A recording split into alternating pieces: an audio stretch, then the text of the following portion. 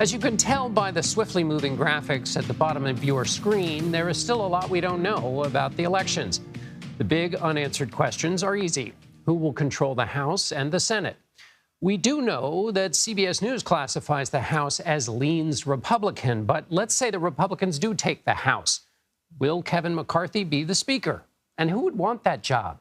Trying to govern with small majorities, high expectations from voters, and hard-to-control members. It all seems like a headache.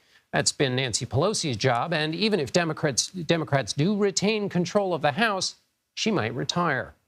The picture in the Senate is also murky and may not clear up for a month. As of Wednesday evening, the balance of power stood at 49 seats for Republicans and 48 for Democrats.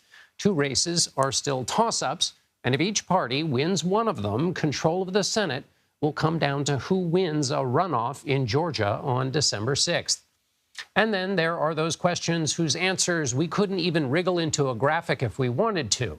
What signal did voters send about the economy, the president, extremism in the Republican Party, and what signal will ambitious lawmakers and presidential candidates take from the results as they chart their future? Here's what President Biden had to say in his post-midterm remarks. Here's what we do know. While the press and the pundits are predicting a giant red wave, it didn't happen. And I know you were somewhat miffed by my obsessive optimism, but I felt good during the whole process. I thought we were going to do fine. While any seat lost is painful, some good Democrats didn't win the last night. Democrats had a strong night.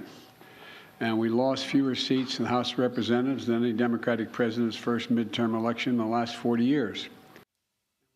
For more on this, let's bring in Chief White House Correspondent Nancy Cordes. Nancy, you were at that press conference. There is a bit of a ritual since Bill Clinton's presidency where this is a moment for contrition because the president of the White House has to take their licking in public after they've lost a whole bunch of seats. But that didn't happen. And we still, everything's in limbo for the moment. So what did you make of President Biden's strategy? What was he trying to do in that press conference?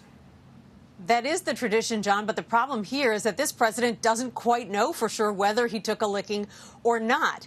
He doesn't know whether his party definitively lost the House. He doesn't know whether his party is definitively going to hold on to the Senate. So he's kind of in limbo.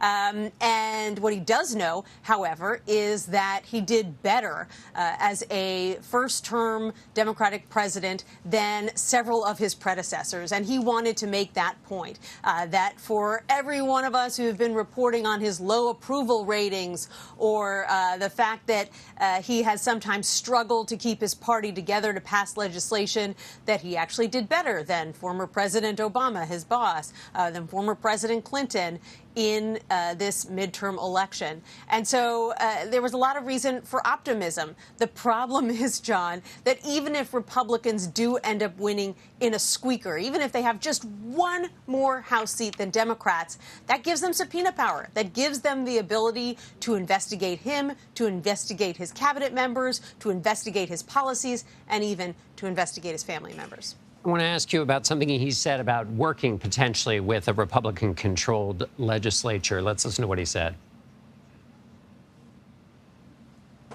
When it comes to your legislative agenda, when you were vice president, your legislative agenda basically ran into a brick wall 2 years in when Republicans took control of the House, and that lasted for the rest of the Obama presidency.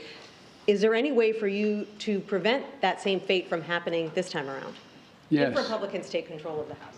Yes, because it's going to be much closer if they take control. They can't.